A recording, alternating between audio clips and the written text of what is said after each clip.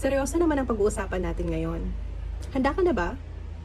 Handa ka na bang gumastos ng 1 milyon or sobra pa dahil hindi mo pinaghandaan ang pagkakasakit? Tignan mo naman ang presyo, sobra talagang mahal. Bawal talaga magkasakit. Yan ay expenses lang na medical related. Hindi pa yan kasama yung caregiver, yung mga pagkain sa hospital, transportation, at possible loss of income kasi hindi ka makakapasok sa trabaho.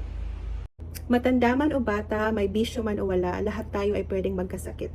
Simba ko. Siyempre, hindi natin gusto magkaroon ng sakit, pero mas importante na handa tayo para din sa peace of mind natin.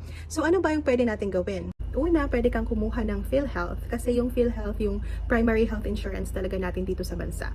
Pangalawa, pwede kang kumuha ng HMO. Usually covered ito ng employer mo, pero kung hindi, you can ask around ano ba yung magandang HMO. At pangatlo, at pinaka-importante sa lahat, ay magkaroon ng critical illness coverage. You can be insured for 1 million or more, and once diagnosed with critical illness, the money goes direct to you. Hindi siya dadaan sa doktor or sa hospital. Ano pang hinihintay mo? Kumuha ka na ng insurance habang hindi mo pa kailangan.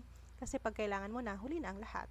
As usual, if you want to know more and if you need help in getting a critical illness insurance, please message me. I can help you. Bye!